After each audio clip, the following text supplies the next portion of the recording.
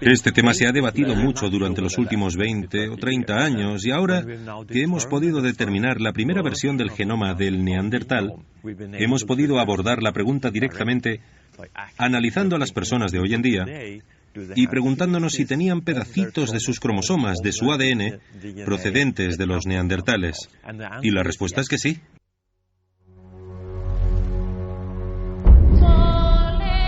Recuerdo perfectamente, haciendo un documental que, repito siempre, para mí es lo mejor que yo he hecho como profesional, se llamaba El Salto Infinito, igual estaba un poco hecho a destiempo, aunque tampoco es malo eso.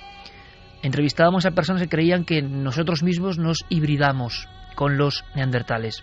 Es decir, que ese pasado de viñetas tan separadas en el tiempo, de especies tan diferentes, de humanidades que evolucionan, resulta que habían tenido conjunciones y por lo tanto hijos, y esos hijos tuvieron hijos que han llegado hasta hoy.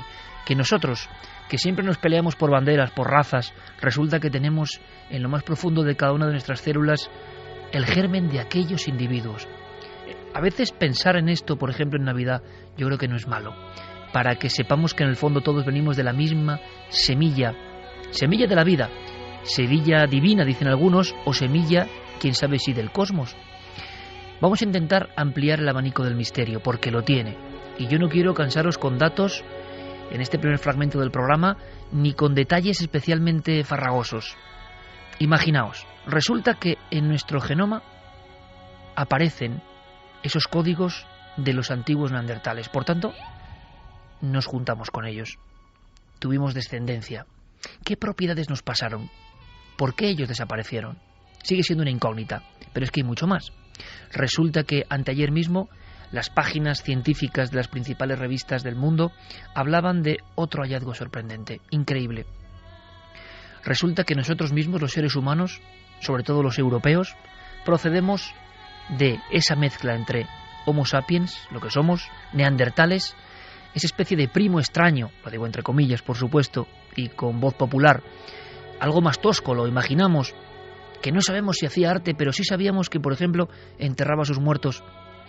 Y algunos dicen que incluso dejaba flores, como si las flores fueran la antesala o el buen augurio para el más allá. Es decir, una especie que no era de nuestro género, pero que tenía unas creencias quizás sagradas. Con esto se ha trabajado mucho en Atapuerca, evidentemente. Pero es que además están entonces los denisovianos, Denisova, la cueva del dedo de aquella niña. Ellos eran distintos, pero resulta que nuestros genes también están.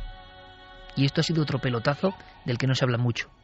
En la sopa primigenia de lo que somos resulta que ya no estamos solo nosotros.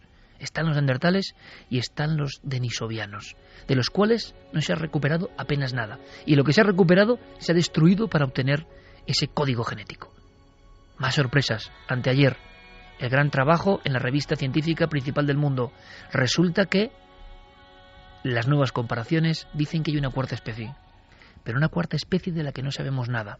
Una cuarta especie, y esto es lo intrigante, que nos completa como personas, que late en todos vosotros, no lo olvidéis, que forman parte de vuestras células, de lo más sagrado íntimo de cada uno de nosotros, y que nunca se ha encontrado un solo resto. ¿Dónde está? ¿Quiénes fueron nuestros ancestros, los de la cuarta especie? ¿Se fueron? ¿Por qué no están? ¿Por qué no se ha encontrado un solo resto? Ahora los científicos quieren descubrir quiénes son esos otros. ¿Os imagináis? 4 humanidades por lo menos conviviendo. Aquí la fantasía se desata y nosotros lo vamos a hacer sin ningún tapujo. Vamos a contar lo que nos sugiere todo esto. Pero antes escuchemos a un científico, a un premio Príncipe de Asturias de la Ciencia, uno de los amigos del programa que nos enorgullece con su presencia y con su ayuda. Es José María Bermúdez de Castro, director del proyecto Atapuerca, y que fue uno de los primeros, no ahora, sino hace mucho tiempo, que empezó a hablar de algo que parecía fantasía, que en el pasado estas hibridaciones, quién sabe si con más especies, tuvieron lugar. Esto implica reescribir la historia que nos habían contado. Le escuchamos. En primer lugar, en los años 80 hubo un debate muy interesante sobre el origen de nuestra especie, en el que algunos investigadores defendían que todos los humanos en África y en Eurasia pues se podían cruzar pues con gran facilidad y además pues muy a menudo, ¿no? Y en cambio pues otros investigadores defendieron que no era así, que las especies estaban bien diferenciadas, bien delimitadas, las poblaciones, no había cruzamientos Y bueno, pues nosotros pues a principios de este siglo pues empezamos en base a una serie de datos que estábamos viendo en el registro fósil de los yacimientos de Atapuerca, empezamos a decir que bueno, que había quizá que pensar en algo intermedio, ¿no? En no ser tan drástico, tan fundamentalista con una o con otra de las dos hipótesis, y empezamos a hablar de hibridación. ¿Quiénes somos? Hibridación. ¿Quiénes son nuestros verdaderos padres? ¿Quién ha aportado en el nacimiento de esta especie que hoy piensa, sueña, crea arte, tiene un sentido, vamos a decirlo, religioso o trascendente de la vida, que tiene conciencia y consciencia? Hay una gran diferencia con lo que venía antes. Hay un salto prodigioso. Las noticias indican, y esto es muy sorprendente, que tan solo hace 50.000 años, o sea, anteayer en la historia, hace 50.000 años, en nuestra tierra, por ejemplo, en España, en Europa, en las montañas europeas, esas 4 humanidades diferentes convivieron. La pregunta es, casi de novela, ¿por qué no se ha encontrado a esa cuarta pata, a ese cuarto as debajo de la manga de la genética? ¿Quiénes eran? José Manuel Nieves lo explica bastante bien. Es un auténtico bombazo. Es más, algunos especialistas han dicho que solo la evidencia de vida extraterrestre llegaría a este nivel. Y nosotros comprendemos que sin saber de genética es difícil entrar en esa entraña, nunca mejor dicho, del mundo de las células y los genes. Pero parece que algo muy importante está a punto de descubrirse. Por lo menos se está viendo que nada es como nos habían contado. Que cuando la luz de la ciencia genética entra, resulta que somos hijos de un auténtico misterio, o de varios misterios que se entrecruzan. Y yo me pregunto, lanzando esta cuestión a la noche, ¿y si esa cuarta especie, que yo no lo sé, desde luego, es pura fantasía, lo que digo ahora, alejada de cualquier tipo de ciencia, pero si aquellos fueron los que nos dieron precisamente esa chispa, esa luz, esa sensación de ser otra cosa, ese cerebro y esa conciencia que era un 600 y se convirtió en un Ferrari en apenas nada? ¿Que somos hijos de esa conjunción? ¿Y quién nos aportó eso que no tenían los otros? ¿Por qué lo tenían ellos? ¿Nos lo legaron? Suena fantástico, ¿verdad? A ver qué nos cuenta Nieves. Esa sorpresa mayúscula ahora ha sido subrayada por otro estudio en el que han secuenciado el genoma de un neandertal. Y de lo que se han dado cuenta es que el origen del hombre moderno, de nosotros, es bastante más complicado de lo que pensábamos, porque en realidad hubo 4 especies humanas, 4 especies de homínidos que en algún momento compartieron territorio y probablemente también se entrecruzaron entre ellas. Esas 4 especies diferentes son los sapiens, que somos nosotros, los neandertales, los propios denisovanos y una cuarta especie que todavía no se ha determinado exactamente cuál es. Se ha excavado en todo el mundo, se han buscado pruebas y sin embargo queda ese misterio auténtico que yo creo que merece mucho más la pena que para vagar solo en tratados científicos. Merece la pena que el público esta noche, por lo menos con este altavoz que somos, que sabemos a dónde llegamos, sea consciente de que su propio linaje es un misterio. Suena ridículo, ¿no?, hablar de familias, de razas, de etnias, de procedencias, de colores, cuando el misterio auténtico de la vida humana está compuesto de un sinfín de enigmas que nadie sabe resolver. Somos hijos de estos seres. Y cuando pensamos, cuando soñamos, cuando miramos, cuando imaginamos, cuando queremos, seguramente estamos reproduciendo algo que ellos nos legaron. ¿Nos lo legaron con conciencia exacta de lo que hacían? ¿Hay casi un toque mágico en todo esto? ¿Qué sabemos exactamente, José Manuel, se lo preguntábamos, de esta cuarta especie, que es el gran misterio que surge a partir de antes de ayer? Lo que sí podemos saber de ella es que es una especie arcaica, muy antigua, porque la carga genética que transmite, que ha transmitido tanto a los neandertales como a los denisovanos, es muy arcaica. Hay muchos investigadores que piensan que en realidad no se trata de una especie desconocida, sino que es lo que nosotros hemos llamado hasta ahora Homo erectus, que es uno de los homínidos que hace 1.800.000 años salió de África y empezó a poblar el mundo. En esa migración larguísima de cientos de miles de años, pues estos homínidos se fueron encontrando con otros grupos de homínidos que estaban en otros lugares y se fueron cruzando con ellos. ¿Durante cuánto tiempo se produjo esta hibridación? No se sabe. Hubo 4 especies de homínidos intercambiando genes entre sí. El resultado de eso, pues somos nosotros. Evidentemente hacen falta muchas más investigaciones, hace falta intentar secuenciar algún fragmento genético de un Homo erectus para saber si efectivamente es esa especie misteriosa a la que nos estamos refiriendo, o si por el contrario hay que seguir buscándola en otra parte. La especie misteriosa, porque es verdad que todo lo que sabemos de los neandertales o de esas otras especies más remotas no tiene nada que ver con nosotros. La gran pregunta que se hacen muchas personas a todos los niveles, científico, religioso, misterioso, es ¿por qué somos tan diferentes? Es que no hay excusa alguna. ¿Por qué somos tan distintos? ¿Por qué tenemos esta capacidad prodigiosa para ser conscientes, este trabajo mental, y los demás parece que no la tenían? Es como comparar a un hombre casi del futuro con alguien precisamente de la edad de piedra. ¿Es todo una cuestión evolutiva o resulta que hay una serie de mezclas que nadie comprende muy bien? Bueno, pues yo quiero ser valiente esta noche. No quiere decir que sea una opinión personal, pero vamos a abrir la posibilidad de la imaginación. Porque estos temas suelen encajar con el gusto popular, nos gustan, porque hay grandes lagunas en torno a nuestro origen. Nos gustan los mitos de extraterrestres que vienen de fuera o de dioses que nos crearon a su imagen y semejanza, porque realmente no sabemos quiénes somos ni dónde venimos. Mañana en Cuarto Milenio tenemos un debate que puede ser realmente explosivo y es curioso que coincida los Anunnaki como debate. La sensación de que hubo unos seres extraterrestres para algunos, yo no lo sé, que llegaron y nos dieron ese equipaje, ese chip que nos diferencia en apenas un fragmento pequeñísimo del tiempo de lo que había antes. Esas capacidades asombrosas nos las dieron alguien que estuvo, lo hizo por algo y se marchó. O se quedó, nadie lo sabe. Así que como tenemos ese debate, sería bueno ampliar la perspectiva.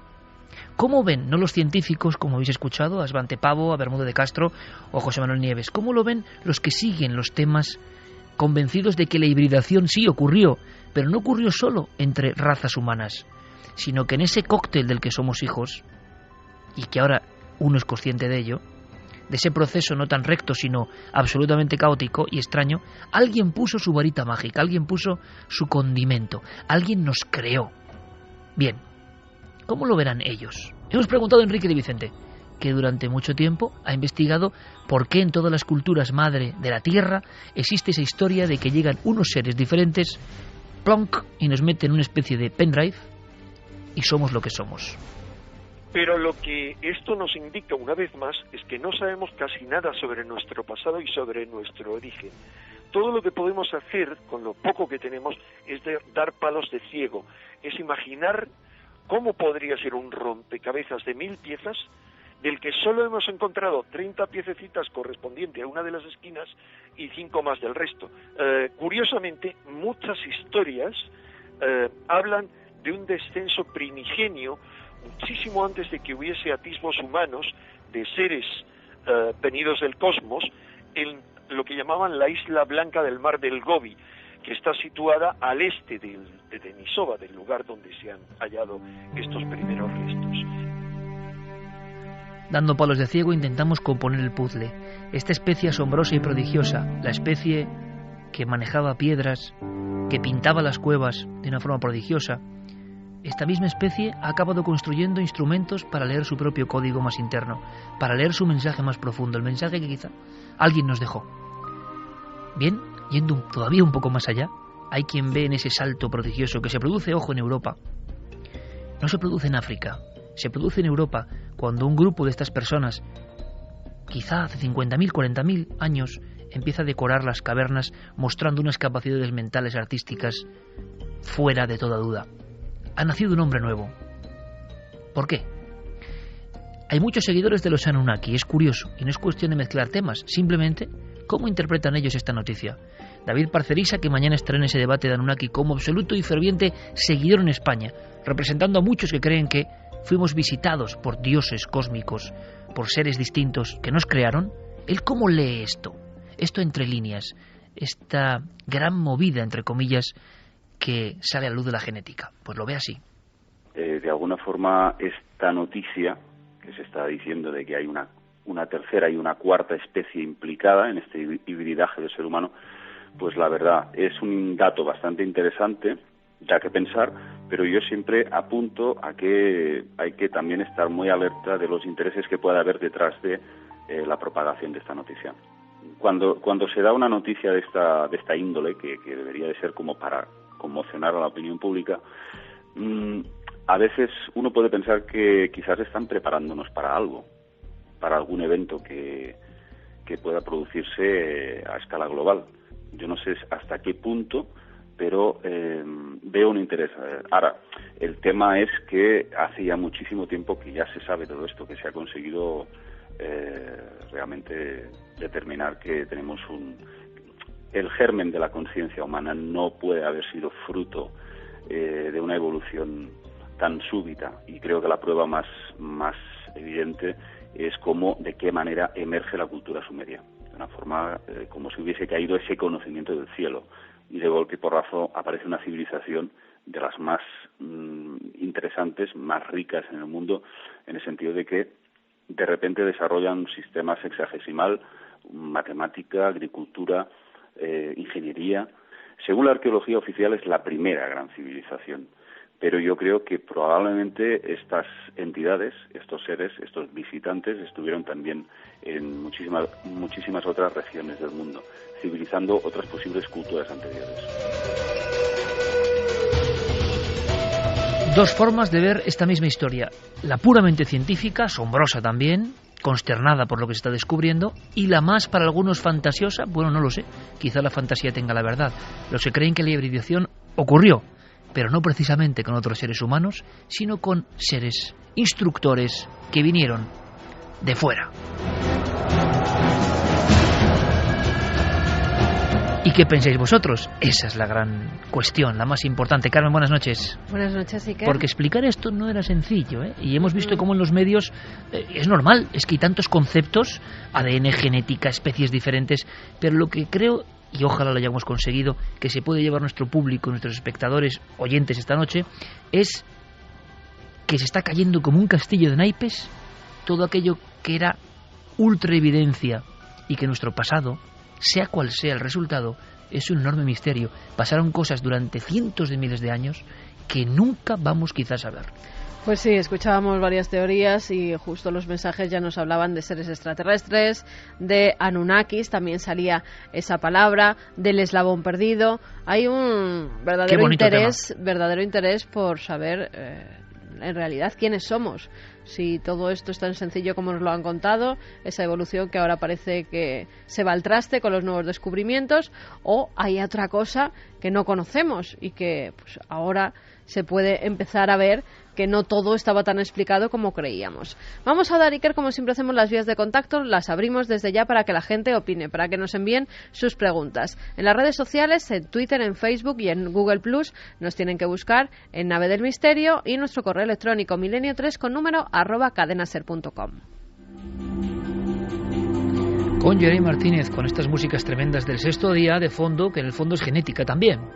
Genética, qué gran misterio. Hemos construido herramientas para leernos a nosotros mismos y estamos buscando, es una búsqueda solitaria, quiénes somos, a nivel celular.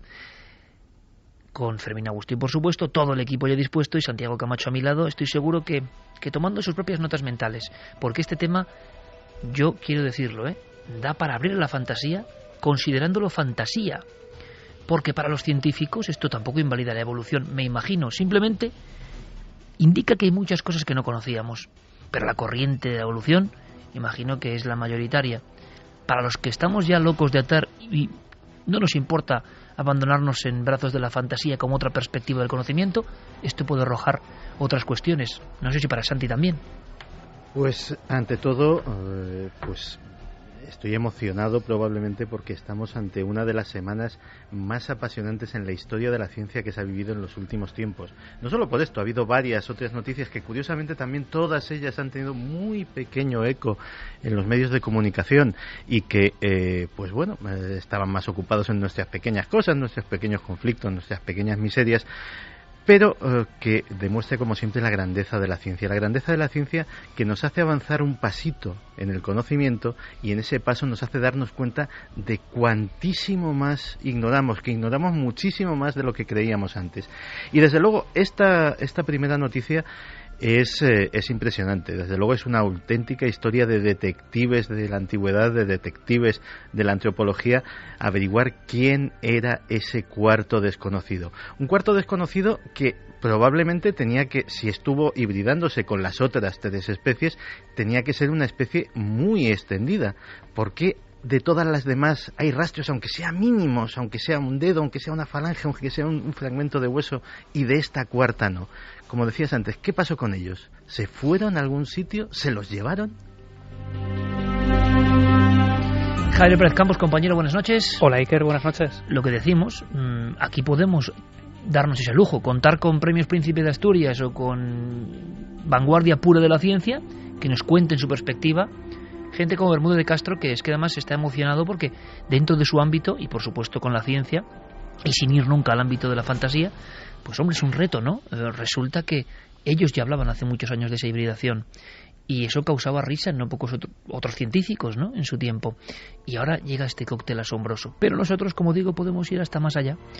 Y nos suena esta historia. Nos suena a una historia que se viene contando en diferentes civilizaciones, mundos. Algo falta para explicar por qué somos como somos. Y muchos quieren ver ese algo en una intervención exógena, de fuera. Y esta es la prueba, Iker, definitiva, yo creo, y ojalá sea así, de que tenemos que desligarnos de todos los prejuicios que llevamos con nosotros, que tenemos que empezar a aceptar que hay cosas que desconocemos por completo, y este es el ejemplo más claro, ¿no? De repente, la posibilidad de una cuarta especie que hace unos años era cosa de risa, era cosa absolutamente rechazada por la ciencia, y de repente tienen que reconocer que desconocíamos esto y tienen que hacer hueco a esta posibilidad, ¿no? Pues ojalá podamos saber más y que los científicos investiguen, pues abriendo la puerta a todas las posibilidades que existen.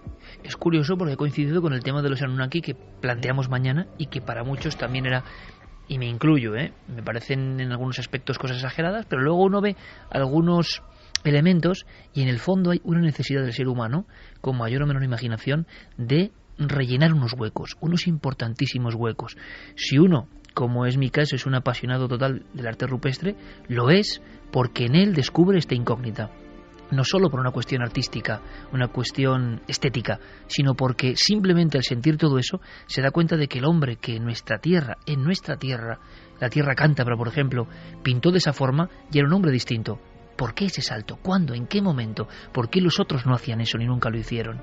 Y además las cronologías de las pinturas cada vez van más atrás, llegando a este momento clave en el cual estas diferentes especies, una de las cuales no ha aparecido, estaban ahí. Uno, imaginando, dice, bueno, ahí estaban los que dieron los conocimientos, ¿o qué ocurre? Sería muy interesante observar también, simplemente como ristras de opinión, lo que dicen nuestros oyentes, porque, aunque ya casi espectadores también, porque es un programa virtual totalmente ya con las redes, pero como siempre es ese primer contacto, ¿no? Es esa primera sensación. Algunos verán un tema de pura ciencia y otros verán, caramba, que ahí está el chip prodigioso, que ahí está la pieza que falta, que ahí está lo que no tenían los de antes y tenemos nosotros desde cierto momento en la historia. Y por eso, como parece casi ciencia infusa, muchos dicen, parece que fue un regalo que alguien nos trajo. Pues mira, Alejandro Carmona nos decía, la cuarta especie puede que venga de muy lejos, de las alturas. Dark Matery, yo no creo en la evolución, sino pienso que había muchas especies de humanos en la Tierra y que sobrevivió la más adaptable. Miguel López, este tema es increíble y más increíble aún que no lo traten en los medios generalistas. 4 prehumanidades y un solo resultado. Sandboy Paranormal dice, somos entonces, como afirman los teóricos de los alienígenas ancestrales, una creación de seres extraterrestres. Álvaro Martín, ¿y si somos producto de ingeniería genética de seres más avanzados pertenecientes a otros mundos? Paramos un momento aquí nada más, pero simplemente por lanzar la cuestión. Hay muchos programas, muchos documentales, lo hablábamos hoy precisamente en la redacción. Ya cualquier persona, como es normal y es libre y nos parece fantástico, se documenta de un sinfín de cosas, de materiales que hay por la red. Hay muchos programas de grandes cadenas que están utilizando el tema de alienígenas ancestrales como banderín de enganche. Yo personalmente, observándolo, contando muchas barbaridades también. Tiene un impacto, pero muchas barbaridades. Y existe ese interés, Santiago, Javi, Carmen, Y esa pasión por el tema es como un revolver las cuestiones de Däniken a su manera en el siglo XXI, con la diferencia de que va la genética y te demuestra que hay cosas, porque, ojo, esta misma semana, lo decía Santi, y vamos a ver si en breve se puede explicar, que es complicado, pero yo creo que es nuestro esfuerzo. Hay otra noticia que tampoco da casi nadie, o no se da, no ha aparecido en ningún periódico español así con grandes datos, y resulta que después de 58 años de que se descubra ni más ni menos que la estructura del ADN, ahí es nada, o sea, nuestro ladillo más básico, hay otro hallazgo, un segundo código. Un segundo código sorprendente. Fíjate, la primera noticia, la de estas 4 especies, venía de la gran revista Nature, pues la otra gran revista científica, Science, daba otro aldabonazo histórico a la ciencia. Debajo de nuestro código genético hay otro código del cual no se sabía absolutamente nada. Y esto ya está contrastado por un equipo de científicos de la Universidad de Washington que han publicado este trabajo en esta revista Science y que, para explicarlo de una manera muy sencilla... Por cierto, Santi, las 2 principales revistas de ciencia, las que, bueno, marcan la pauta y que han sido criticadas por el Premio Nobel de Medicina, por cierto, diciendo que nunca más va a escribir en ellas porque también son inquisitoriales de alguna forma en sus palabras. Las 2, una lanza esta cuestión tremenda y otra lanza lo que vas a contar ahora. Y otra lanza otra cuestión igualmente tremenda, que es una noticia muy buena y no tan buena vista de otro punto de vista. Claro, los científicos de la Universidad de Washington nos lo explicaban así, que es muy fácil de entender. Imaginemos que nuestro código de ADN es una novela. Es una novela que ya hemos aprendido a leer, que nos la sabemos de memoria, conocemos cada uno de sus párrafos, los personajes, la trama, y entonces la tenemos ahí guardada, trabajamos con ella y de repente llega un señor y nos dice, pues verás, te voy a contar una cosa súper curiosa. Coges la primera palabra de la novela y a partir de ahí, una de cada 4. Pues resulta que dentro de esa novela hay otra novela que te cuenta otra historia completamente diferente. Pues básicamente es eso. Un segundo sistema operativo que combina el primero visible que estábamos contemplando. Claro, el primero era tan visible y tan evidente que hasta ahora los científicos creían que era el único, que el ADN servía única y exclusivamente para una cosa, que era para expresar proteínas. Es decir, que la materia que forma nuestro organismo pues sea o la queratina de las uñas o las células de la piel o las células óseas, y que eso va dando forma. Pero debajo hay, utilizando curiosamente esos mismos ladrillitos pero de otra forma, hay otro código que han descrito los científicos que convierte al ADN en un prodigioso, absolutamente inimitable sistema de almacenamiento de información que todavía no saben cuál es. Saben que eso es lo que hace que esas proteínas que expresa el ADN se comporten en determinados momentos de tal o cual forma. La computadora interna, me estás hablando de eso. Digámoslo así, que el ADN que conocíamos era el que nos fabricaba. Debajo está el sistema operativo. 58 años después de que Francis Crick, por ejemplo, uno de los autores de ese trabajo, descubriese la doble hélice. Y él mantuvo durante mucho tiempo que podía haber una intervención exógena. Es curioso, esta misma semana ha coincidido ese mapa genético minúsculo que tenemos dentro. Para muchos es la propia gran incógnita. No es una interrogación, un signo, es una doble hélice. ¿Cómo eso tan complejo está en nuestra vida, en nuestro organismo? ¿En qué momento empezó la vida y con esa complejidad? Nosotros compartimos gran parte de nuestro código con otras especies, pero encima en nuestra propia evolución hay un momento en que damos un salto que se puede explicar solo por el tiempo, por la habilidad. Si comparamos las especies antecesoras y comparamos, por ejemplo, y tenemos un poco de conciencia, lo que son las pinturas de Altamira, Chauvet, y lo que significa poder representar, pintar, creer, es tal cantidad de elementos nuevos en un cerebro nuevo que uno se pregunta, bueno, ¿y dónde ha estado la mutación? Y eso es lo que muchos, con cierta fantasía o no, en el gran agujero negro que existe, lanzan. Tal pack de posibilidades en un cortísimo espacio de tiempo. Lo que había unos milenios antes no se parece en nada a lo que hay después. Y eso uno lo siente cuando va a las grandes cavernas rupestres, porque son lo que nos ha quedado como manifestación de aquel hombre. No tenemos otra. Tenemos algunas esculturas que no llegan tampoco a ese nivel. Es como si hubiera unos maestros prodigiosos, unos maestros con una sensibilidad increíble, que no tenían nada que ver con lo que vino antes. Unos maestros que seguramente, contemplando sus obras, creían en cosas, porque esas pinturas son un mapa de creencias. Y luego otra cosa que poca gente sabe, lo comentábamos con Santi. Los artistas, lo he comentado en muchas ocasiones, cuando Picasso se pone debajo de alguna de estas figuras en Altamira, dice, después de esto todo decadencia. Y lo decía Picasso, él recupera esa esencia 25.000, 30.000, 40.000 años después. Porque él veía formas y soluciones solo al alcance de unas mentes prodigiosas. Nos han enseñado tan mal la historia que nos creemos que el prehistórico era medio bobo y que pintaba como los niños. Claro, por eso lo hemos contado también muchas veces, ¿no? Por eso Picasso decía que para pintar como un niño había que aprender toda la vida.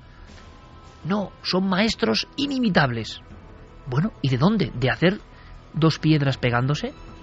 ¿De construir unas cañas y una especie de símil de cerbatana se llega a eso? Bueno, o era otra humanidad, o se vio dada por algo, o eran un cúmulo de maestros inconcebibles. Vamos con más mensajes. Adrián nos decía, si alguien de fuera vino a enseñarnos, todas las civilizaciones antiguas tendrían la misma cultura e idioma, ¿no? Es muy interesante, porque lo cierto y verdad es que, Santi, todas las culturas importantes del mundo tienen la misma historia. ¿Qué es el libro de Enoch y la llegada de esos seres que se hibridan con la especie humana? ¿Qué son los dioses del cielo, del altiplano americano, que llegan con cascos resplandecientes sobre carros de fuego y dan las instrucciones de cómo ser cultura, urbanizarnos y generar un futuro? ¿Quiénes son los seres de la Mesopotamia envueltos en llamas, que de la noche a la mañana nos enseñan que ya no hay que cazar, sino que se puede sembrar, que se puede guardar, que se pueden apiñar las chozas, que ya no hay cavernas y no hay ciudades? Todos los grandes saltos se producen al mismo tiempo que llega una leyenda de otros. Yo no digo que sea verdad o no, digo que ocurre a nivel sociológico esto. Y sucede a nivel mundial. Has citado esos ejemplos, pero es que prácticamente en todos los continentes. La antigua mitología china posee también esos seres venidos de otro sitio que dan ese poder, esa sabiduría. Los aborígenes australianos también creían en unos superiores que les legaron buena parte de su conocimiento de lo que ellos denominan el mundo del sueño y de la magia. Es decir, estamos hablando de un fenómeno universal y desde luego fíjate que nuestros oyentes también se hacen eco de esto. La palabra Anunnaki seguramente ahora mismo está en las mentes de muchos. Cuando estábamos hablando en la redacción de esta noticia, yo que también soy muy fantasioso, claro, me preguntaba, como hacía hace un momento, ¿dónde fue esa cuarta especie desconocida? Y me vino una elucubración como puede venirle a cualquiera, no tiene ninguna base, ningún fundamento científico, pero llegué a pensar, ¿y si no existió nunca ese cuarto desconocido? ¿Y si era un fragmento de ADN creado en un laboratorio e insertado ahí? Nunca hubo una especie cuarta a la que perteneció ese ADN y por eso no se encontrará jamás. ¿Fantasía? Puede ser.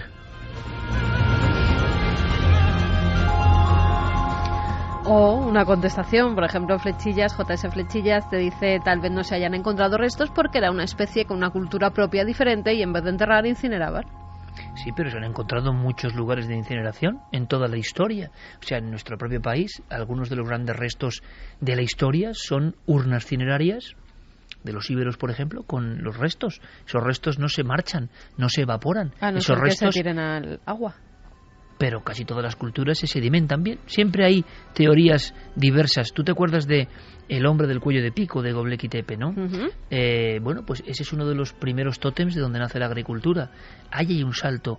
Yo os aconsejo que vayáis rápidamente a internet y veáis Gigante de Balikligol o Göbekli Tepe. Y es sorprendente el aspecto. Parece un ser que no tiene que ver. Algo ocurre en una franja del tiempo en el cual los dioses se presentan. Además, muchos quieren sacrificio o piden algo, pero a cambio los seres humanos han dado un salto increíble.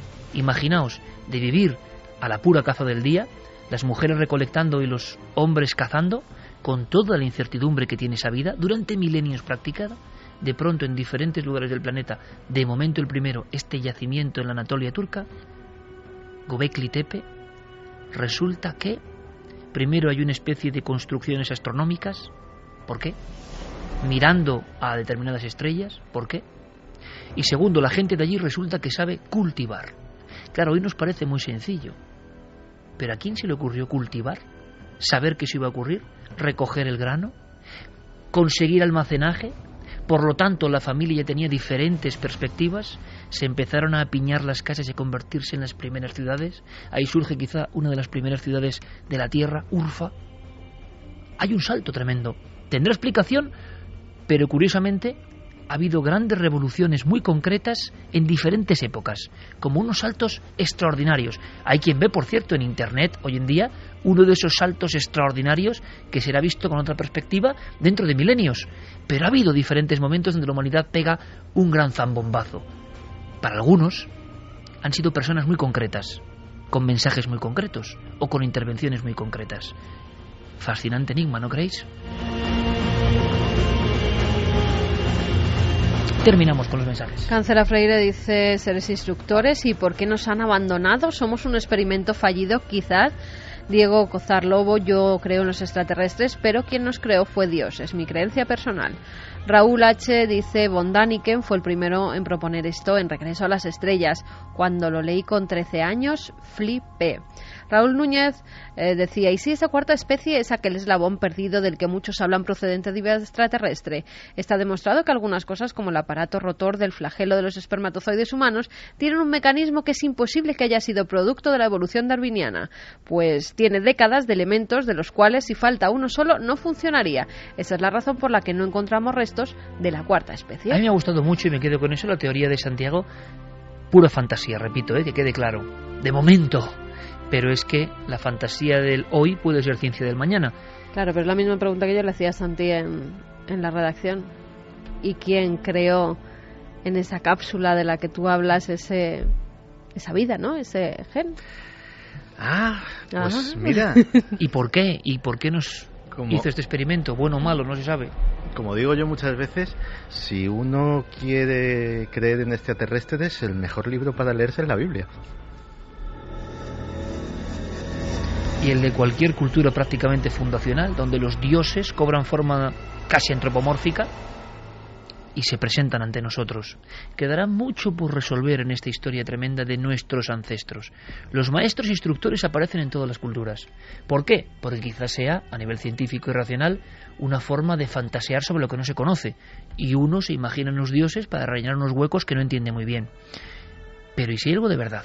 Si realmente en determinadas épocas de la historia algo se presentó para enseñarnos, para dar ese salto que era fundamental para la vida de este planeta, ¿cómo nos observarían ahora? ¿Decepcionados? Seguramente, quizá. Hemos alcanzado grandes prodigios, como empezar a leer nuestro código, pero al mismo tiempo el mundo es un gran desastre, lleno de corrupción, de injusticia.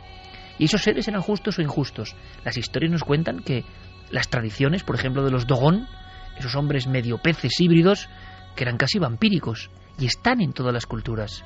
No hay cultura en la faz de la Tierra que no crea que una noche o un día se presentaron con un gran fulgor seres que no eran como ellos y que trajeron un conocimiento, a veces a cambio de auténtico horror. ¿Descubriremos algún día la historia? Bueno, nosotros lo que hemos querido en este tiempo, porque creemos que merece la pena, es trasladaros dos noticias de gran impacto científico y que tienen esas posibilidades fantasiosas. ¿Se cumplirá la profecía de la fantasía? A lo mejor dentro de siglos se escucha este programa y no precisamente para decir, bueno, qué fantasía, qué tontería, porque ha ocurrido con otras muchas personas. A lo mejor estos locos que especulaban son escuchados dentro de unos cuantos milenios diciendo, bueno, iban por el camino correcto. Ahora bien, ¿y quién creó a los instructores? Eso ya es otra cuestión mucho más lejana. Lo cierto y verdad, repito, es que teorías muy sólidas, mantenidas durante mucho tiempo, parece que hay, bueno, un resquebrajarse, una especie de constante pelea, y que no todo está tan claro. Y si esos neandertales honraban a la muerte, creían ya que ese paso era otra cosa, un viaje a otro mundo.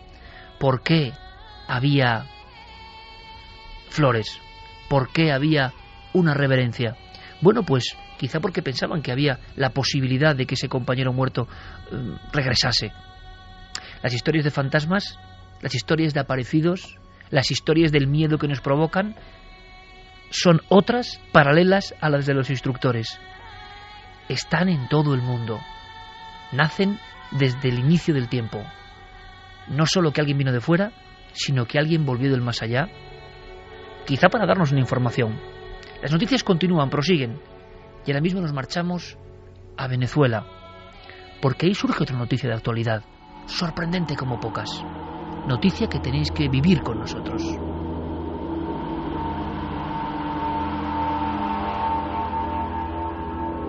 ¿Qué está pasando en Venezuela, Javier? Pues lo que está ocurriendo en una localidad muy concreta, la de Guanipa, en Venezuela, tiene aterrorizada a toda una comisaría de policía, funcionarios, miembros de seguridad, personal de limpieza y los propios reos, los prisioneros que están en la cárcel anexa a este edificio, están viviendo escenas de auténtico pánico, como digo, porque desde hace 2 meses son muchos los que aseguran que por el pasillo deambula una figura, la figura de una mujer con pelo oscuro sobre la cara que va flotando, que no pisa el suelo y que incluso en más de una ocasión ha llegado a agredir a los miembros de este lugar. Parece propio de película de terror japonés, la propia escena, el propio lugar. Pero ¿está pasando ahora? ¿Hay testigos? ¿Hay periodistas investigando? Y sobre todo, ¿hay miembros policiales preocupados con este asunto?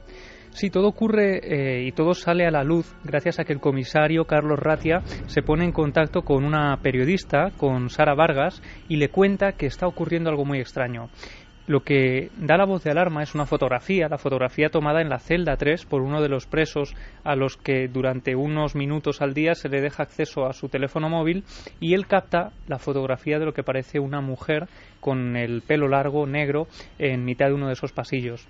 Carlos, el comisario, no se toma muy en serio esta información, pero sí que sirve a Sara, a la periodista, para conocer un poco más pues todos los casos que se desconocían y que empiezan a salir a la luz gracias a ella. Nosotros hemos hablado, Iker, con esta periodista, con Sara, que ha estado allí, que ha estado dentro de esta cárcel hablando con todos los testigos, y así nos contaba ella cómo se iniciaba esta investigación. Nos llegó una información del mismo comisario de la policía del municipio Guanipa, o allí en ese centro policial. Él nos refería y le llamaba la atención una fotografía que comenzó a circular unos 2 días antes de conocer sobre esta situación, donde apareció una especie de fantasma, una mujer, pelo largo, vestida de blanco. El comisario inicialmente él no le da mucha certeza o mucha fuerza a la fotografía. Sin embargo, nos fuimos a conversar y tuvimos acceso, incluso se nos permitió hablar con los reclusos. 2:18, estáis en la cadena SER, en Milenio 3, como siempre, vías de contacto abiertas, Nave del Misterio en redes sociales, con Guillermo León, Diego Marañón, controlando todo, y, por supuesto, también Milenio 3 con número, @cadenaser.com, para el Milenio 3 Responde. Claro, es que muchas veces hay fotografías, la típica del fantasma de pelo largo, de trucaje básico, de aplicaciones sencillas, y que muchas veces abren una historia, y en este caso el comisario, imagino de buen criterio, pensaría que eso era una tontería, y resulta que cuando luego van a ver a los reclusos sí que empiezan a surgir datos con nombres y apellidos. Claro, lo que se sospecha es que esta fotografía puede ser una especie de llamada de atención o haber puesto en el candelero esta información que en el fondo estaba siendo muy comentada entre los propios reclusos, porque desde hacía 2 meses a esta parte, a estos días, hoy mismo siguen produciéndose estos fenómenos, hoy mismo, y de hecho Sara sigue investigando todo esto. Pues hay un total de 60 reclusos. Estas 60 personas ya hablan de haber vivido experiencias muy similares. Hay nombres y apellidos de gente que cuenta experiencias personales de encuentros con esta figura que llega a ser agresiva, especialmente en esa celda 3. El edificio Iker es un edificio de hormigón, muy sencillo, muy humilde, construido hace unos 9 años. Se ha buceado en la historia del lugar y allí se descubre que no hay nada truculento, no hay nada trágico, aparentemente. Eso eran unos terrenos del ayuntamiento que estaban vacíos y que se decide construir allí esa comisaría de policía. Sara nos contaba pues cómo los reclusos hablan de unas evidencias que ocurren antes de la propia aparición de la figura. Malos olores, sonidos extraños, una luminaria, una especie de resplandor que inunda algunas de las celdas. Y así nos cuenta Sara lo que ocurre también cuando aparecía esta figura femenina. Ellas aseguran que la mujer aparece allí en esa celda y siente una especie de calor y un olor nauseabundo. Ellos, al despertar, han podido observar el rostro de una mujer vestida de blanco. Hacen referencia a que incluso flota, la imagen flota, nunca pisa suelo, y la han visto salir desde aquí, desde esa celda.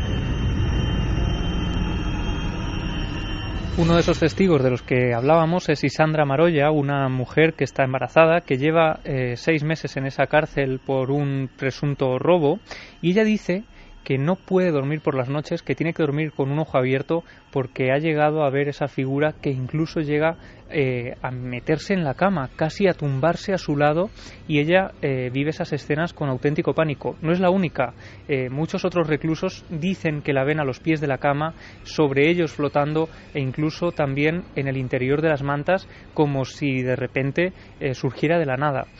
Lo más tremendo, Iker, es que algunos la han visto también andando por los pasillos, han escuchado su llanto, y son muchas otras las evidencias de que este supuesto fantasma está por la cárcel aterrorizando a esta gente. Hay momentos, dicen que no veían la imagen, pero sí a través de las ventanas, que hay unos pasillos, y por allí escuchaban el llanto. Ellos refieren que en algunas oportunidades le han visto correr hacia unos pasillos que dan hacia los calabozos principales. Iguales testimonios tienen los reclusos de los calabozos principales.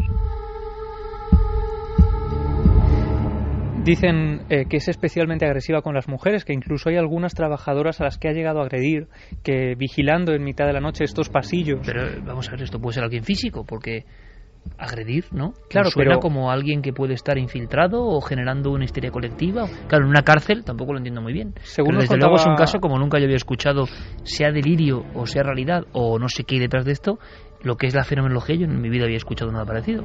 O histeria colectiva, quizá, porque según nos contaba Sara, esta gente acostumbrada a trabajar, a vigilar en lugares inhóspitos, pues dicen que sienten como en un pasillo donde están completamente solos, pues notan como una especie de palmada en la espalda que les empuja, notan evidencias físicas. Son los vigilantes ya los que están hablando de esto. Eso es, no son los reclusos, sino los propios vigilantes, gente de limpieza que trabaja allí, es decir, desde todos los ámbitos, funcionarios también del ayuntamiento que trabajan en este edificio.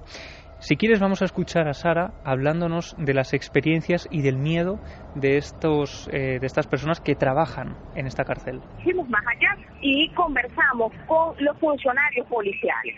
Allí prestan guardia aproximadamente unos 4 oficiales de seguridad, y ellos nos referían que siempre se ha dado la misma situación con esa mujer, y ellos dicen que sienten temor. Incluso llama poderosamente la atención porque ellos le refieren al comisario que ellos no quieren montar más guardias porque tienen miedo. Ellos tienen un área que es el área de descanso, que aquí le llamamos cuadra. Bueno, en esa cuadra algunas de las oficiales no quieren dormir, prefieren no dormir en las camas, sino en el piso, lanzan aquí una colchoneta, unas cobijas y duermen porque les da miedo.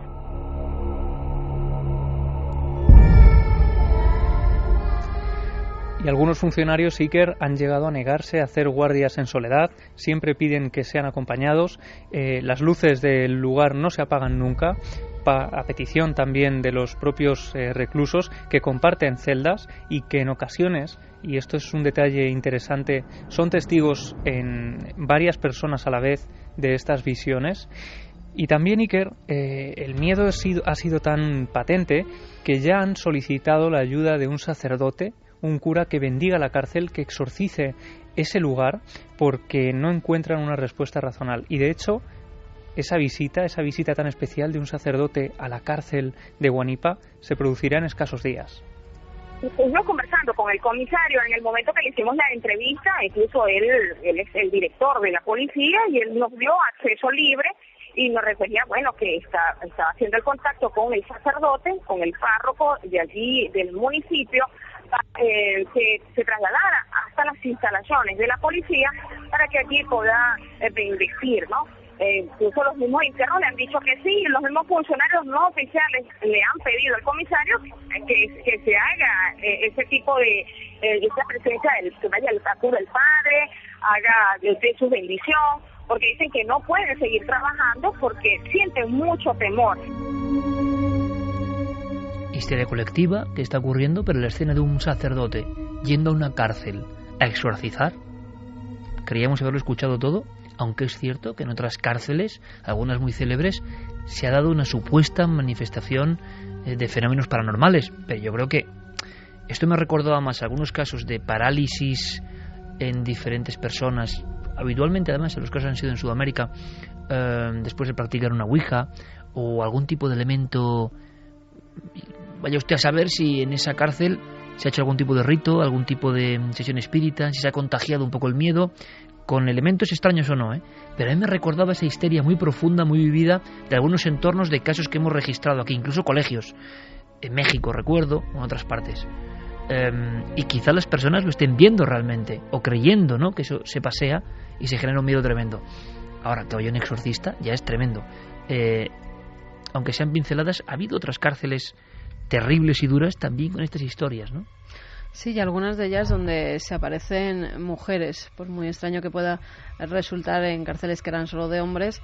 Ahí en el reformatorio de Mansfield, en Ohio, que dicen que es uno de los más encantados, que se convirtió posteriormente en cárcel. Sobre todo se cuenta la historia, y hay muchos testimonios, de Helen. Ella era la mujer del director, asegura la historia, que cogiendo una caja de un armario que tenía había una escopeta. Esa escopeta pegó contra el suelo, se disparó ella sola y impactó en el pecho de esta mujer. Desde entonces dicen que se aparece por la cárcel porque al parecer la historia no estaba muy bien contada y pudo ser el marido el que acabó con la vida de Helen.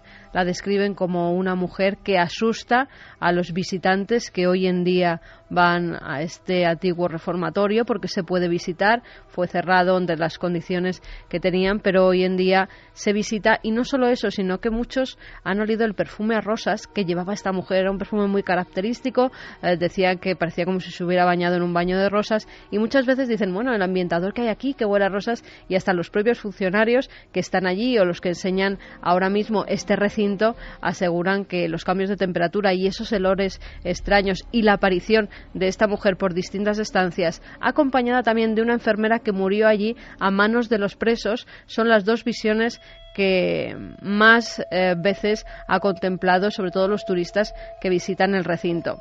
Es muy conocido la historia de Alcatraz, pero hay un sitio en concreto que llamaban el hoyo, el agujero, que era donde metían a los presos más conflictivos. Allí estaban un máximo de 19 días porque estaban completamente desnudos, no tenían ni siquiera un colchón, comían tan solo durante esos 19 días pan y agua. Y en ese hoyo, uno de los presos, la primera noche que entró, comenzó a decir que había unos ojos brillantes que le estaban mirando. Los presos normalmente chillaban, gritaban las primeras horas para que los sacaran de allí, pero en este caso era muy continuo, hasta que ya casi de madrugada los funcionarios de la prisión vieron que dejaba de chillar. Se acercaron a ver la celda y contemplaron el rostro de este hombre ya muerto, que estaba con una cara de terror tremenda y que además parecía tener la marca de unas manos que habían agarrado su cuello. En el hoyo no entraba absolutamente nadie. Hay otro lugar que es una de las penitenciarías más embrujadas, es en Filadelfia. Es una cárcel que tiene más de 140 años. Allí se llevaban a cabo una serie de torturas terroríficas, de las cuales se sabe bastante. Estaba, por ejemplo, lo que entre los funcionarios de prisiones llamaban la silla loca. Era una silla que tenía una especie de amarres que eran de cuero, que apretaban tanto las extremidades de los presos y estaban durante tantos días sentados en ellas que llegaron hasta amputar algunas manos, algunas piernas, porque la circulación ya no transcurría a través de sus venas. También estaba la mordaza de hierro. La mordaza de hierro era un artilugio que se ataba a las manos y a la lengua. Cuando los presos se movían, la lengua inmediatamente salía amputada, y normalmente los presos se desangraban por esa amputación. Era una serie de actos los que se llevaban allí terroríficos, también los metían en agua y tenían pues como unas cadenas que ataban a los presos desnudos a la pared, sobre todo en invierno, después de estar metidos en agua, hasta que directamente ya se veía el hielo sobre sus cuerpos. Ante estos estados tan terroríficos de tortura, mucha gente dice que claro, que el mal se ha quedado anidado en esas paredes. Hay uno de los funcionarios que trabajan allí hoy en día, porque hoy en día se puede visitar esta cárcel, es Gary Johnson, que asegura que en el año 1990 él estaba arreglando uno de los cerrojos de una de las celdas. Entonces me ha recordado a la historia que contaba Javi de agresión, porque en ese momento él sintió que alguien le agarraba fuertemente. Asegura que cuando abrió esa cerradura, él abrió una puerta hacia otro mundo. Entonces es cuando salió el mal de esa celda, siempre contado por este funcionario. Dicen que le agarró muy fuerte, que no podía moverse, que no podía gritar, que él veía como rostros increíblemente macabros salían de esa celda y como una figura, una sombra oscura se abalanzaba sobre él. En el momento en el que él pudo recuperarse de ese estado, salió corriendo, lo contó a sus compañeros y estos aseguraron que no era la primera vez que pasaba. Bueno, y ahí la fenomenología, pero extrañísimo sin duda el caso que era noticia esta semana y que por eso de alguna forma estaba en este dossier informativo de Milenio 3, perdón. Esto ya es un poco cambalache, lógico, ¿lo entendéis? Intentaremos indagar a ver dónde llegamos, ¿no?, con el asunto de esta prisión humilde, esta comisaría anexo el lugar donde están los presos, pero ha habido muchas más noticias interesantes que nos llevan ni más ni menos que a la Luna. Y sobre la Luna hay una cosa inesperada también que realmente os puede interesar. Cambiemos de tercio, Geray, vámonos con la música rumbo a eso, a esa Luna que ha sido visitada por un artilugio chino hace escasos días. Por cierto, la conspiración también es libre. A estas horas, 2:32, ¿qué dirán los amigos de Santi en torno a ese viaje chino a la Luna?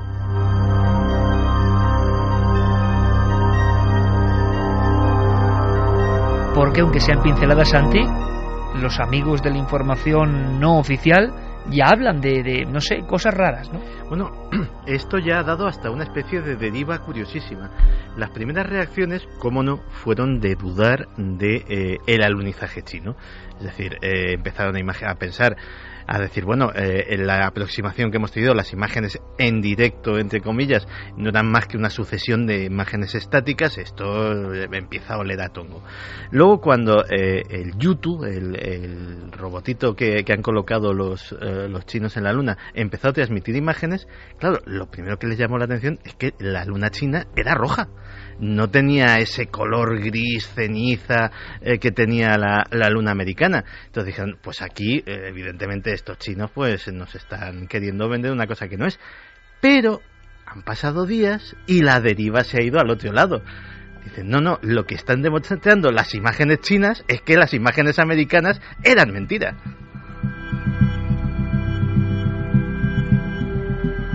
Buenísimo. Rebrota la historia de la conspiración lunar del 69, o sea que para algunos los chinos igual son los primeros y todo, ¿no? Hombre, nosotros algo ya de aprender de televisión en las cámaras sabemos, y precisamente la sensibilidad o incluso la toma puede hacer variar un color de esa forma tan drástica, ¿no? Y el contraste y todo, pero la conspiración lunar yo creo que es algo que no va a morir nunca. La conspiración lunar nació en el 69, pero da la impresión de que también es como el ADN y que está aquí desde siempre, ¿no? Pero hay algo sobre la Luna, Santi, interesante. Mañana precisamente en la televisión veremos más cosas, pero hay algo muy interesante, extraño, diferente, bizarro. Lo tiene que traer Diego Marañón. Diego, buenas noches. Buenas noches, Iker. Porque tú perseguías hacía tiempo una historia. Hemos oído hablar de aquellas cintas de la Luna, lo decía Santi. Lo que ha pasado con China es que reverdece laureles la conspiración mítica del Apolo en el año 69, en el mes de junio. La llegada supuesta, el gran paso para la humanidad. Y también se hablaba mucho de aquellas cintas perdidas. Aquellas cintas que al final nadie sabe qué eran, qué no eran, que se perdieron, que eran una versión, que Bueno, tú has indagado y te has encontrado con un historión, ¿no? Pues sí, como decíais, últimamente la Luna ha vuelto a ser el centro de muchos titulares como ese que comentabais.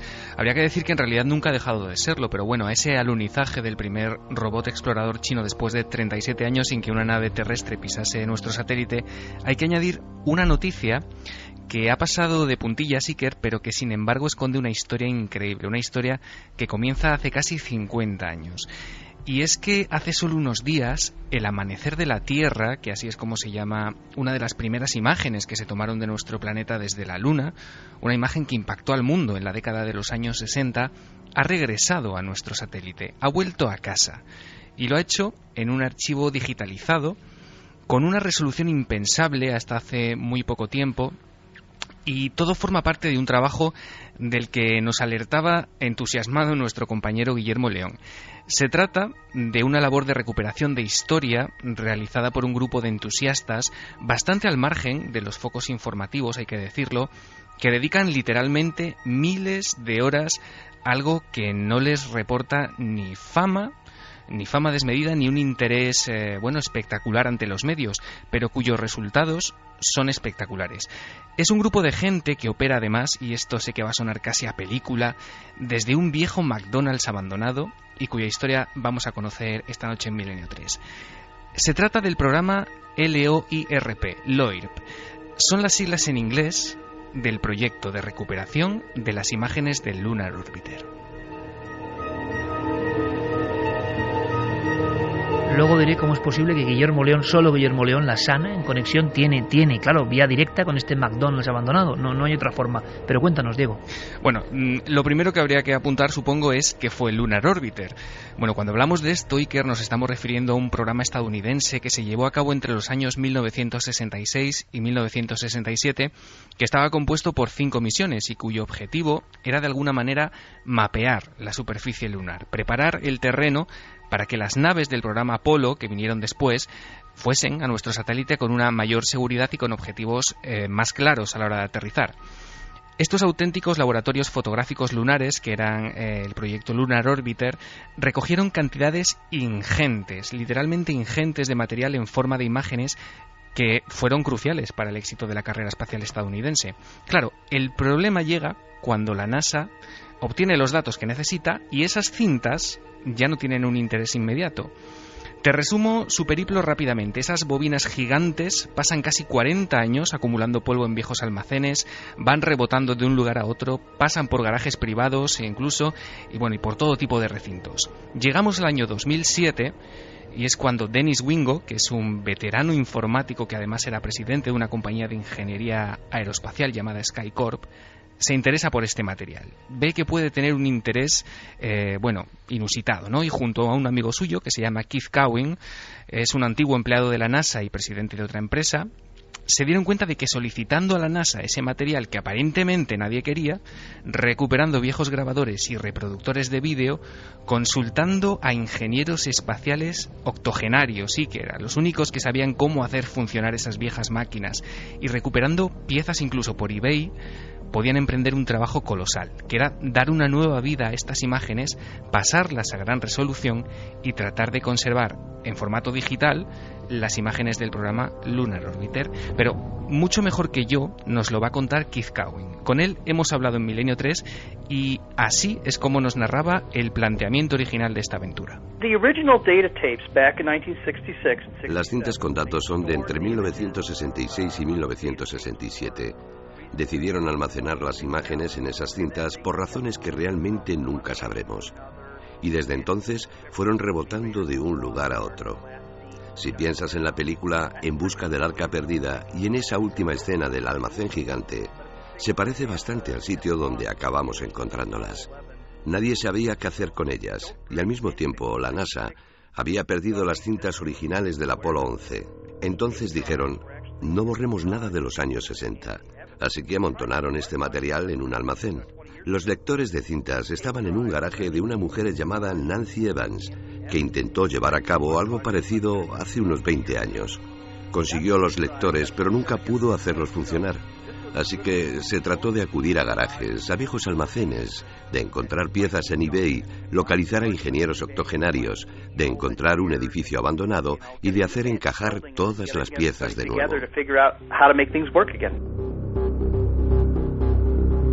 Es que esta historia es como tantas historias americanas, en mi opinión, fantásticas. Os estoy viendo a los creadores de las compañías informáticas en garajes, tantas cosas, ¿no? Increíbles, pero que solo se hacen con entusiasmo. Bueno, cuenta, Diego, por favor. Bueno, pues como escuchabas a Keith Cowen, él nos hablaba que había tenido que encontrar un edificio abandonado, y es que esto es muy curioso, Iker. Ellos operan desde un lugar al que han bautizado como McMoon, un antiguo McDonald's abandonado que está... ¿McMoon? Sí, claro, el McLuna es un antiguo McDonald's que, pues como te digo, que estaba abandonado, estaba vacío, cerca del centro de investigación Ames de la NASA en California. Y llegaron allí porque, claro, ellos necesitaban un espacio que pudiera cerrar por la noche. Así nos lo contaba Keith Cowen, y las únicas opciones eran o este restaurante o una barbería cercana. Hay que decir que en aquella época estaban destinados allí muchos militares. Claro, la barbería nos decía que había sido objeto de un intento de robo, hicieron incluso un butrón, así que enseguida quedó descartada. Y así es como consiguieron este local donde almacenan todo su aparataje. Y estamos hablando, Iker, de reproductores de vídeo de los años 60 que pesan cada uno aproximadamente 270 kilos. En su época eran alta tecnología, costaban alrededor de $1 millón cada uno. Y son los aparatos que ellos están usando hoy para leer las cintas. Casi 2.000 bobinas en concreto, cada una pesa casi 5 kilos y las están digitalizando desde hace años pacientemente una por una. Y aquí viene una curiosidad. Justo cuando ellos solicitaron este material a la NASA, trascendió, te acordarás, que la Agencia Espacial Norteamericana había extraviado los que probablemente sean las cintas más míticas de su historia, las del alunizaje del Apolo 11 en 1969. Claro, Guillermo, cuando se enteró de esta historia, se preguntó enseguida y me decía, la pregunta es, si material más antiguo y aparentemente de mucho menos valor como este de las misiones Lunar Orbiter está perfectamente localizado y catalogado, ¿cómo es posible que las filmaciones del Apolo 11 sencillamente no estén? Eso dice la NASA. Qué gran reflexión y pregunta de Guillermo León, ¿eh? Claro, por esto también le hemos preguntado a Keith Cowen, a nuestro invitado, que nos contó, para nuestra sorpresa, ahora lo vas a escuchar, que de algún modo ellos colaboraron en la búsqueda de ese santo grial de la carrera espacial. En realidad, lo creas o no, recuperamos nuestras imágenes al mismo tiempo que ellos estaban buscando las cintas de la Luna. Dennis y yo teníamos nuestras teorías. Fuimos a uno de estos almacenes subterráneos gigantes para buscar esas cintas, pero no las encontramos. Encontramos otras, también interesantes, que estaban allí. Las buscamos en su día. Todavía hoy pensamos que están allí mal etiquetadas, porque estos almacenes son colosales. Podrías meter dentro varios 747 o unos cuantos Airbus A380. Son inmensos. Alguien pudo haberse equivocado al poner las etiquetas y se traspapelaron. Creo que probablemente algún día aparecerán, pero nunca se sabe. Nosotros fuimos capaces de recuperar las cintas que queríamos, lo cual fue un milagro. Y si el milagro se dio una vez, puede darse de nuevo.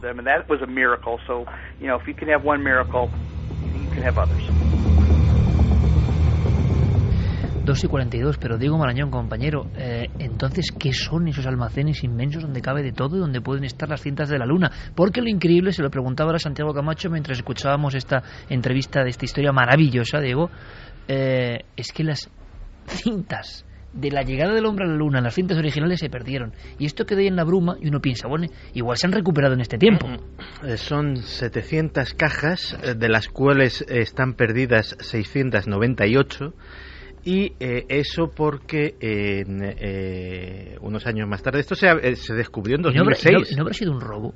No, directamente han desaparecido, es decir, nadie sabe dónde están. En 2006... Esto es una joya para los conspiranoicos, ¿no? Se dio la voz de alarma y todo el mundo, como muy bien contaba el invitado por teléfono, empezó a buscar las cintas como loco por todos sitios. En un sótano polvoriento de la Universidad de Perth, en Australia, apareció una caja con 100 cintas, que es una cantidad ínfima, porque estamos hablando, no son cintas VHS, son cintas con telemetría. La inmensa mayoría de ese material ni siquiera tiene imágenes, es decir, son datos técnicos, digámoslo así, cintas de ordenador. Pero aparte de ese descubrimiento en ese sótano polvoriento de la Universidad Australiana, nunca más se ha vuelto a saber del resto de las cajas. Pero... Es que...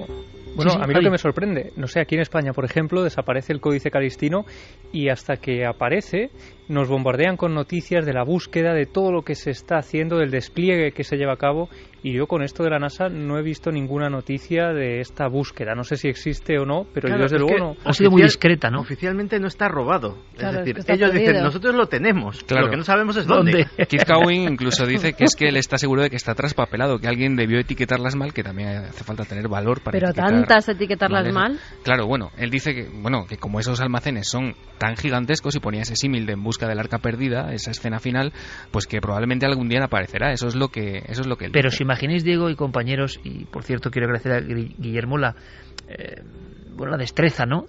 La conexión sana en este caso. Vamos a ver. El acontecimiento filmado más importante de todos los tiempos. ¿Estamos de acuerdo? Sí. ¿Estáis de acuerdo, amigos oyentes? ¿Hay algo más importante que la llegada de un ser humano a otro mundo, a un satélite, bueno, que es otro mundo realmente? Ese salto histórico, hombre, si se hubiera filmado quizá lo de Colón, pues no sé, Andarina y a la par o otras cuestiones, pero filmado. Y se pierde eso. Dicen que había otras copias, ¿no? Pero la original se pierde. Es que los amigos de Santi es que tienen ahí anchas Castilla, vamos. Para que te hagas una idea de lo importante que es esa pérdida, es que nosotros no hemos visto las imágenes originales de la Luna. A ver si era roja ahí también. Las que se transmitían por televisión en directo, aquellas retransmisiones míticas de Jesús Hermida, etcétera, etcétera, las hacían los técnicos de la NASA apuntando la cámara de televisión a un monitor. Es decir, es imagen de un monitor, no es la señal directa recibida desde la Luna. O sea, nadie ha visto la señal directa recibida desde la Luna desde entonces. Y aquellas imágenes gloriosas del latido, el sonido del latido del corazón de Armstrong, cuando toda esa información científica, aparte que la contaba Santiago Vázquez Padre en aquella retransmisión mítica, que en España fuimos los primeros en dar esa información, ¿no? El susto de Armstrong, ¿no? Cuando llega un momento concreto y se le dispara, ¿no? Bueno, pues todo eso, que en otro país no lo sé, pero en Estados Unidos que se pierda con lo metódicos que son, bueno, pues se esfuman. Es increíble. Digo, qué maravillosa historia de todas formas también del entusiasmo. Ahora mismo, quizá a estas mismas horas, en un McDonald's, McLuna, abandonado, cientos de miles de cartuchos antiguos con aparatos de aquella época en la cual un ordenador de 24K ocupaba 2 habitaciones, sí, y están haciendo el proceso de devolver todo eso a la vida. Me parece increíble. Y incluso están contratando, hoy venía en su página web que habían contratado a un nuevo técnico que les iba a ayudar a hacer este tipo de conversión, ¿no?, a formato digital, porque hay que decir que estas personas, bueno, ya no son jovencitos, son veteranos retirados de la NASA. Por ejemplo, Keith Cowing, este hombre que ha hablado con nosotros, es un antiguo ingeniero de la NASA que ya está jubilado y que se dedica en este momento todo el tiempo que le deja su empresa privada, ¿no?, a la que él dedica también, bueno, la presidencia, a hacer esta labor. Él lo llama tecnoarqueología, Iker nos lo decía. Tecnoarqueología, maravilloso. Sí, maravilloso. Y yo le preguntaba que en qué punto estaba el proyecto en diciembre de 2013, justo hoy, y nos decía que quedan unas 1000 cintas todavía por digitalizar, y que de entre el total que ya han pasado por las manos y las máquinas del proyecto LOIRP, bueno,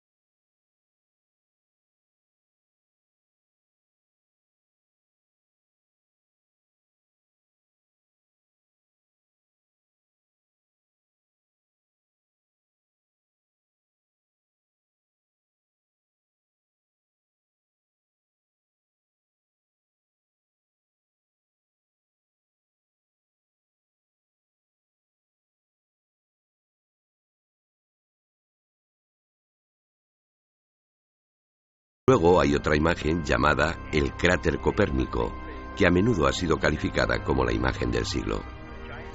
Fue tomada por la misma nave espacial mientras buscaba un gran cráter en la parte frontal de la Luna, desde un ángulo tal que permitía ver montañas. Hay que pensar que hasta ese momento, si mirabas a la Luna, no eras capaz de imaginarla como un lugar con montañas, sino solo bombardeado con una serie de cráteres circulares. La gente se quedó impresionada al ver montañas, valles y demás. Esa fue la siguiente imagen que tratamos de recuperar. Pensábamos que si podíamos restaurar esas dos fotografías, nuestro proyecto habría sido un éxito. Ahora solo falta una cosa, en esta noche también de ciencia y fantasía, que haya un mensaje, le manden un mensaje a Diego Marañón del proyecto LOIRP y que diga, oye, que hay ruinas, en estas imágenes hay ruinas, ¿no? Desde la... Es fantasía, por supuesto, pero todo es posible. Lo que nos comentaba Keith Cowen ya justo al terminar la entrevista y ya casi con los micrófonos cerrados, es que en las estaciones en España, en la estación de Madrid, en la que también se estaba recogiendo parte de esa señal, habían encontrado algunas cintas muy curiosas en las que se escuchaba música de fondo, es decir, los trabajadores se animaban y incluso me decía, te tengo que mandar la filmación para ver si localizas la música de los años 66 o 67. O sea, que estás trabajando en el proyecto LOIRP ya, tú estás trabajando en el proyecto LOIRP. Soy como una especie de sucursal desde el lugar bunkerizado. Y luego, el proyecto LOIRP tiene ya 2 sedes en España. El búnker absolutamente hermetizado de Diego Marañón, en algún punto de Cantabria, y la Sana, en Valecina de la Concepción, con Guillermo León. Con ese equipo, yo creo que se llega a descubrir todo el secreto lunar, de verdad que es asombroso. Y claro, en esta semana, ¿no? En la que de alguna forma se vuelve la luna y las imágenes de ese mundo muerto, pero tan mítico, tan simbólico, vuelven a estar. Musiquita española. Música española. Vamos a la playa. O cualquier cosa. Exacto. Siendo España podría ser cualquier cosa absolutamente. Totalmente desconectada. Cualquier cosa. Diego, luego te escucho porque tenemos uno de los nuestros muy singular, ¿verdad? Sí, uno que seguramente va a encantar a mucha gente, que nos lo pedía ya desde hace varias semanas. Fenomenal. En unos minutos nos escuchamos. Hasta luego, Diego. Chao. Y vamos rápidamente con Milenio 3 Responde. Muchas cuestiones muy interesantes. Vamos con la primera. Venga, vamos con la primera. Yolai.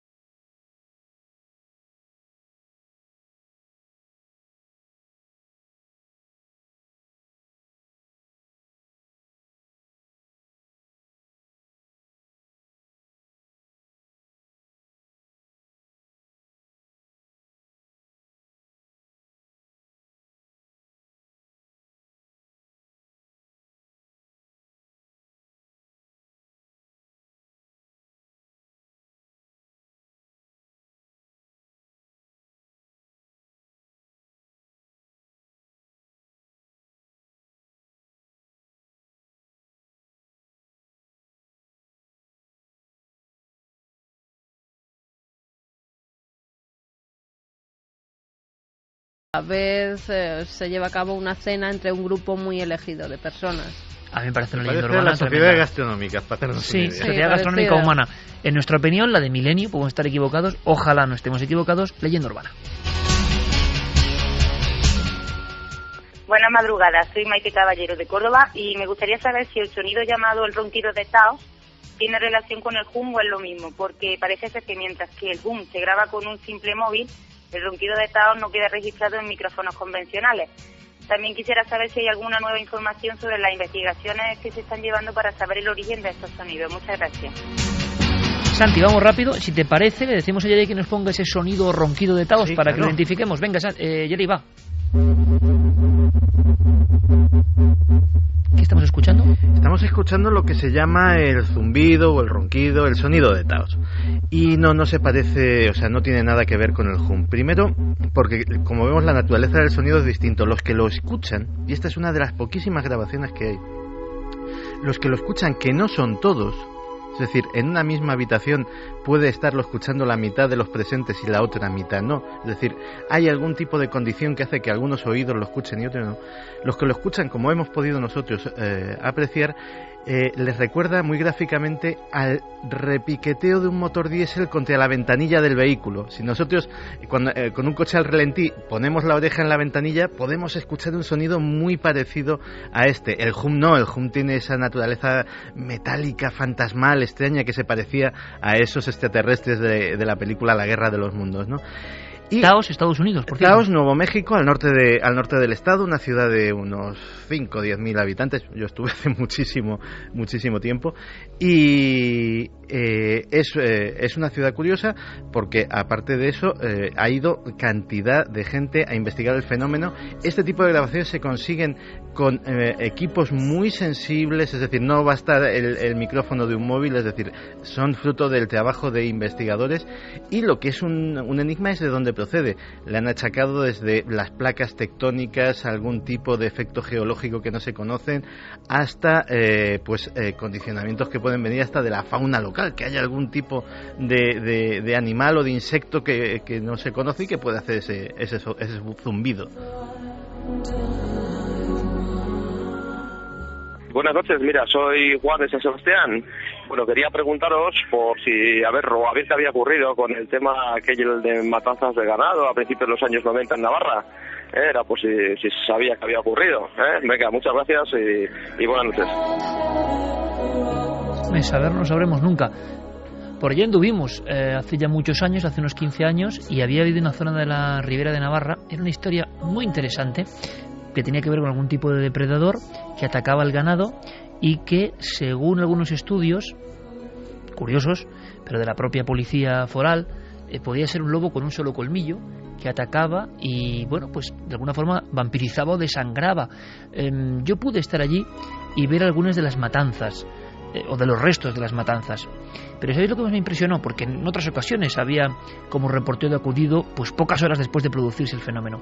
Siempre ocurría que los animales estaban asustados, que presentían la llegada de algo, sea un lobo efectivamente, o sea otro tipo de depredador, y entonces muchas de las ovejas realmente no morían mordidas, sino que se producía una especie de asfixia entre ellas, todas iban hacia atrás. Claro, en uno de los ataques con punzón, en Caparroso, recuerdo perfectamente, llegar allí, ver los montones